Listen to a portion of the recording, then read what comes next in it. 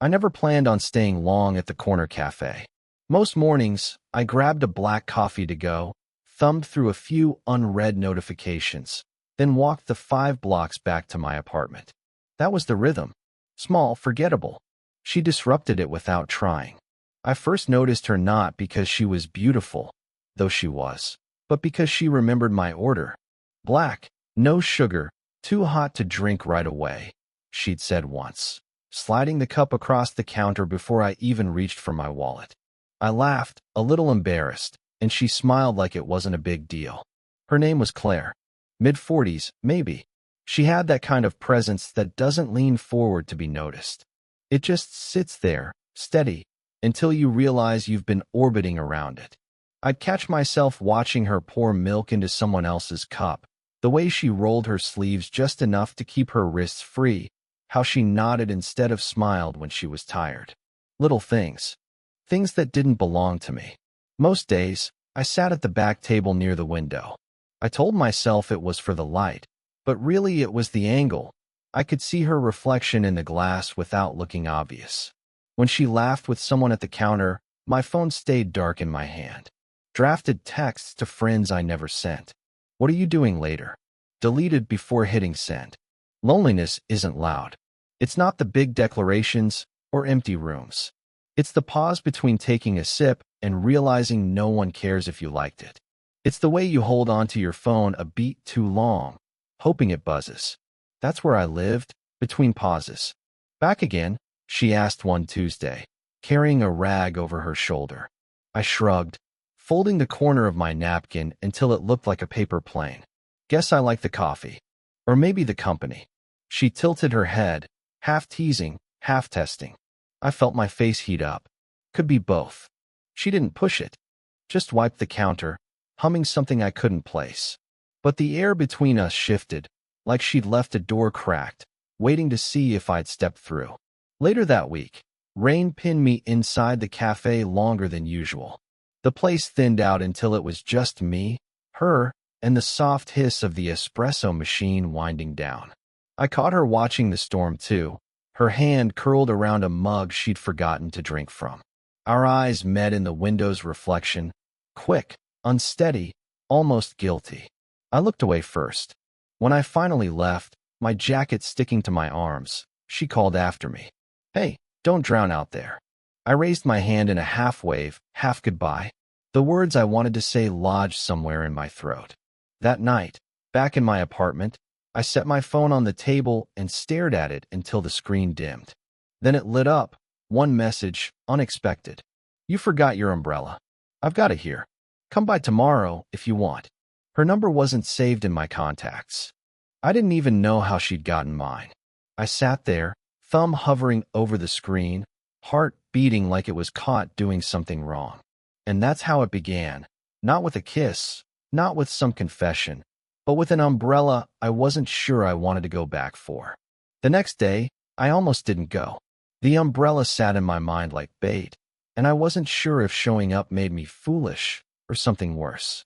But by late afternoon, I found myself pushing open the cafe door anyway. She was already waiting, umbrella leaning against the counter like a joke we hadn't agreed to tell. Guess you survived the storm, she said. Barely. I forced a smile, shaking the rain from my sleeves even though the skies were clear. She slid the umbrella toward me. There.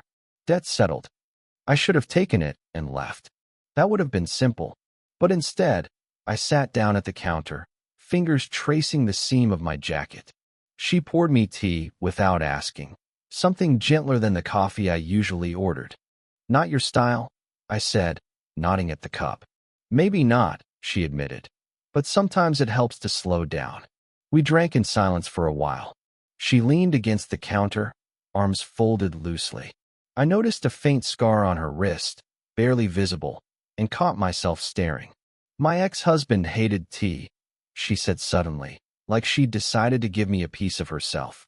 Said it tasted like hot water and regret. I chuckled, though the word ex-husband stuck. And you? I kept drinking it anyway. She shrugged. Some things you don't give up, no matter who leaves. There was a weight in the air then. Not heavy, exactly, just honest. I wanted to ask more, but I didn't. Instead, I folded the napkin in front of me until the edges lined up perfectly. She noticed. "You always do that," she said. "Do what?" "Fidget with things. Like you're holding back words with your hands." I didn't answer because she wasn't wrong. The truth was, I kept thinking about the math of it. My 20-something restlessness against her 40-something steadiness. The years stretched between us like a wire I wasn't supposed to touch. Neighbor. Divorced. Twice my age. Every reason not to feel what I was feeling. But feelings don't care about arithmetic. At some point, she reached across the counter to take my empty cup. Her fingers brushed mine. Barely, but enough. I froze. She didn't apologize, didn't pull back fast. Just that quiet, steady presence again. When I finally left, umbrella under my arm, she didn't say goodbye. Just gave me a look, soft, searching, the kind you feel behind your ribs long after. Walking home, I tried to tell myself it was nothing. A borrowed umbrella. A cup of tea. A scar on her wrist I shouldn't be thinking about. But I couldn't shake it. I don't know why that moment stayed with me. Maybe because it felt like someone finally saw me. The cafe was quieter than usual. Afternoon lights spilled across the counter, making the stainless steel look softer than it should. She was restocking mugs when I walked in, humming again. Always something half-remembered. "Back already?" Claire asked without turning. "Habit," I said, though that wasn't it. She placed a mug in front of me without asking what I wanted. Tea again. I should have protested.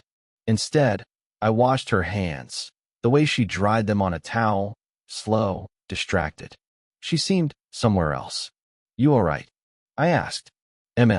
Just tired." Her smile was brief, not the real one. We sat in a silence that wasn't empty. My fingers tapped against the counter, then stopped when I realized I was doing it. She noticed, of course. She always did. "Restless," she said. I looked at her. Or maybe just waiting. Her eyes flicked to mine, quick, startled. Then away, like she'd stepped too close to the edge. The bell over the door chimed. A couple walked in, filling the space with chatter. We both shifted, like actors caught rehearsing off script. She straightened. I dropped my gaze. For a moment, it felt like the spell broke. Later, when the couple left, she leaned on the counter. "You ever think about leaving?" "Leaving what?" "This town. The routines. All of it." I thought of my apartment. Blank walls, fridge light humming, unread texts in my phone. "Sometimes." She nodded, like she was answering herself more than me. Me too. I wanted to ask where she'd go, what she'd take with her. But the words stayed inside. The door swung again, this time a friend of mine. "Jake." He clapped my shoulder. "Didn't know you were a tea guy now," he teased, grinning at Claire before heading to the back for his order. Her expression stayed calm, but I caught the flicker in her eyes. Awareness. Exposure. When Jake left, the air between us felt different. Like we'd been seen, even though nothing happened. She reached for my empty mug. Our hands brushed. Again, accidental. Again, not pulled away fast enough. I should have let it go. Instead, I said, too low. "Sometimes I think you notice more than you should." Her hand stilled on the mug. A pause. Breath caught. Then she shook her head, almost smiling. "Careful. People might misunderstand." Would they be wrong? The words slipped before I could stop them. She froze, eyes searching mine. Close, too close. If I leaned forward an inch, the bell chimed again. Another customer. The space between us snapped back like a rubber band. She moved away quickly, wiping the counter like nothing had passed between us. I sat there, heartbeat too loud, tea cooling in front of me. We hadn't crossed the line. Not yet. But it felt like the line had shifted under our feet. It was late when I found her outside, locking up the cafe. The sky was dim, the streetlights buzzing like they were tired too. I should have just waved goodnight, gone on with my walk. But I didn't. "You walk home alone every night?" I asked. Claire turned the key, glanced at me. "Most nights." I hesitated. "Want some company?" She studied me for a second, weighing something invisible, then nodded. "All right." We walked down the quiet street. Not shoulder to shoulder, just close enough that I could hear the rhythm of her steps. She carried her bag on one arm, fingers curled tight around the strap. I shoved my hands deep in my pockets, pretending I wasn't aware of how close we were. At the small park 2 blocks over, she slowed. A bench sat beneath a flickering lamp. She dropped onto it, sighing like she hadn't meant to. I sat too, though the space between us felt heavy. For a while, neither of us spoke. Just the sound of crickets, the distant hum of a car passing. She leaned forward, elbows on her knees. I could see the lines at the corners of her eyes, the way the night softened her. "People notice, you know," she said finally. "Notice what? That you're here. More often than you used to be." I swallowed. "And you mind?" She let the silence stretch before answering. "That's not the question." Her voice was quiet but sharp, like she'd cut too close to the truth. I leaned back, staring at the lamp flickering above us. "Sometimes I don't know what I'm doing. I just end up where you are." That made her laugh, soft and broken. "That's dangerous." "For who?" Her eyes met mine then. Direct. No humor this time. Just a flash of something. Fear, maybe. Or longing she didn't want to own. I almost told her everything. That the days I didn't see her felt unfinished. That the silence in my apartment was worse now because I knew what it was like to fill it with her voice. But the words stuck, caught in my throat like they knew how reckless they were.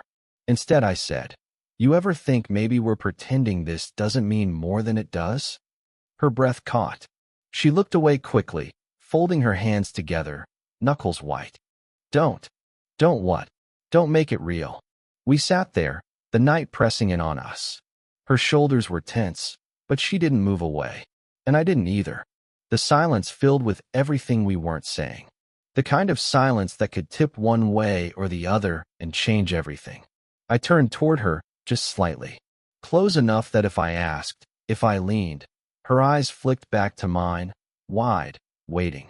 The question hung there, unspoken, heavier than anything I could have said out loud. The next morning, I expected to see her. Same cafe, same hour, same rhythm that had quietly become the shape of my days. But when I walked in, the counter was empty. No Claire. Just another barista, younger, polite, and unfamiliar. She handed me my coffee like it was just coffee, not a bridge across silence. "She's off today," the girl said when she saw my pause. I nodded, forced to thank you, but the room felt wrong. Too bright. Too loud. I stayed 10 minutes, staring at the door like maybe she'd walk in late, apron slung over one arm, humming whatever tune she carried in her pocket. She didn't. The following day, same thing. And the one after that. By the 4th day, I stopped showing up. It wasn't anger. It was the hollow kind of confusion that makes you retrace every word, every look. Had I said too much? Leaned too close? Misread something that was never there? That night, walking home, I passed her house. Lights on in the kitchen. A shadow moving across the window. I slowed without meaning to. Then the front door opened.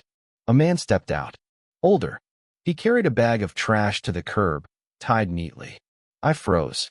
Claire appeared in the doorway, hair pulled back, an oversized sweater wrapped around her. She said something I couldn't hear.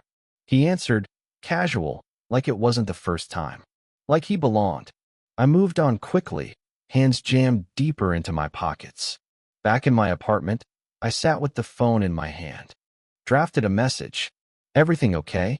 Haven't seen you in a while." Deleted it. Started another. Deleted that too. I didn't send anything. The next day, I walked by the cafe, but didn't go in.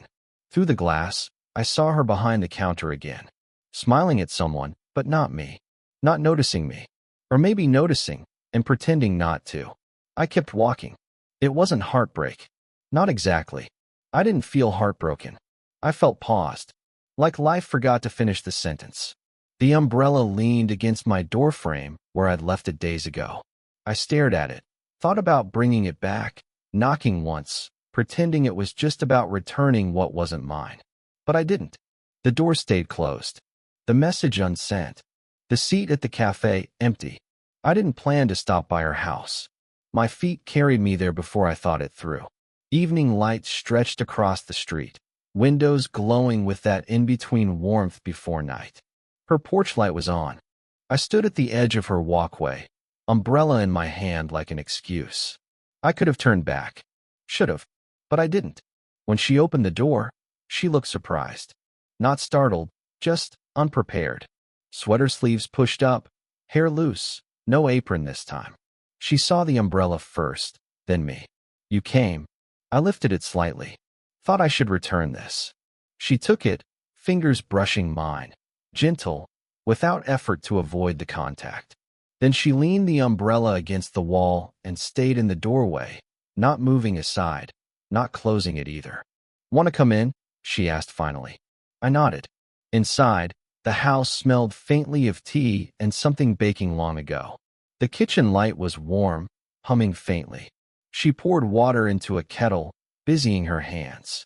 I sat at the table, noticing the small things, an unopened letter on the counter, a half-finished crossword, a chipped mug by the sink. She set 2 mugs down, steam curling up. Sat across from me, not too close. For a while, we didn't speak. The kettle ticked as it cooled, the silence between us shifting like it had its own weight. Finally, she sighed. About the other night. I wasn't avoiding you. You don't have to explain, I said quickly, though I wanted her to. She looked at me then, steady. I do. He's not my husband. Not anymore. Just someone who still shows up sometimes. And sometimes I let him. I nodded, though my chest tightened. I didn't want you to think, she trailed off, fingers tracing the rim of her mug. I don't know what I didn't want you to think. I leaned forward, elbows on the table. I thought maybe I'd made this up. All of it. Her eyes softened, almost breaking. You didn't. The words hung there. No declaration. Just the thing we'd been skirting, finally spoken into air that didn't know how to hold it. I breathed out, not relief exactly, but something close. Then what do we do? Her hand stilled on the mug. She looked at me for a long moment, then reached across the table. Not a grab, not a desperate clutch. Just her hand resting lightly over mine. I didn't pull away. She smiled then, small, tired, but real. Maybe nothing. Maybe this. And that was it. No kiss. No promises. Just her hand warm against mine. The kettle clicking once more as if to mark the moment. I nodded, voice low. Okay. Time didn't shift overnight. There wasn't some dramatic break or sudden leap forward. Just small changes, stacked one on top of another until life looked different. I still went to the cafe, though not every day. Sometimes she worked mornings, sometimes evenings. But when she saw me, she'd nod in that way that wasn't for anyone else, like she'd been waiting, though she'd never say it. Tea became my order more often than coffee. She teased me once, asked if I'd forgotten who I was. I told her maybe I was just becoming someone else. That made her laugh, quiet, into her sleeve. We walked home together some nights. Not always. Not when others might notice. Just when it felt right. At the park, we sometimes stopped at the same bench, the one under the lamp that flickered. She never asked why I chose it. She knew. Once, I glanced at the clock in the cafe. 8:47 a.m., and realized I'd been sitting there for 10 minutes just to catch her before she left for her break. She noticed too. You're early, she said, pouring hot water over the leaves. Worth it, I replied. No one called it love. Not out loud. Maybe it wasn't. Not yet. Not in the way people like to package it. But it was something steadier. Something we built in pauses, in half smiles, in hands brushing without retreating. The man I'd seen outside her house didn't come around as often. When he did, she didn't explain, and I didn't ask. Some things belonged to her past, not to us. Instead, I learned the present. The scar on her wrist came from a kitchen accident years ago. The crossword was her late-night habit. The hum she carried was always the same unfinished song. She let me in piece by piece, like someone testing the weight of trust. And I let her in too. Not all at once, but enough. The quiet loneliness that used to fill my apartment felt thinner now. Some nights, she sent a single line of a text, still awake? And that was enough. We never crossed the line in some cinematic way. No rushing embrace, No whispered confessions under rain. We just leaned, slowly, patiently, toward each other, until the space between us didn't feel forbidden anymore. One evening, sitting across from her at the same kitchen table, tea cooling in front of us, she looked at me and said, "Funny how something so small can change everything." I didn't ask what she meant. I already knew. The umbrella still sat by her door, though neither of us needed it anymore. It had become part of the story, like the bench, the tea, the clock that always seemed to pause at 8:47. When I think of it now, I don't think of a line crossed. I think of a hand resting lightly over mine, and the quiet certainty that it didn't need to be more than that. Did this story stay with you? What kind of quiet, real love stories do you want to hear next?